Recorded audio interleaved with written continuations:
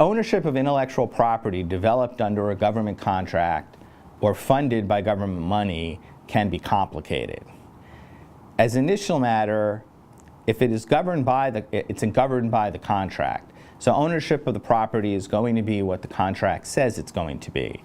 However, these contracts, which have clauses usually designated under FAR, Federal Acquisition Regulations, generally fall into a number of categories.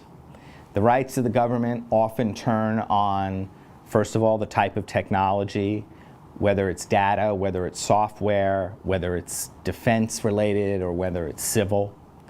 It can also turn on, it may turn on whether the IP was first developed in connection with the government contract.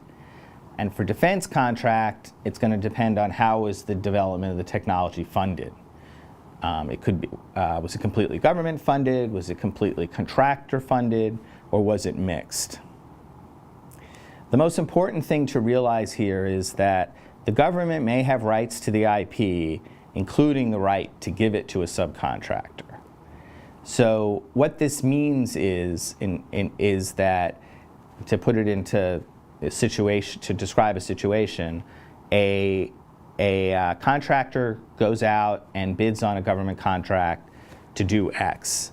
And the government funds some research and development for, the government contract includes research and development for some IP to be developed, which is used in the contract. The contract runs out after the end, a number of 2 or 3 years, or whatever the government contract is. This IP has been developed by the contractor. Now the government rebids the contract and awards it to someone else. In many cases, the government has the ability to use that, to basically give a license to use that IP that the first contractor developed and give it to the second person.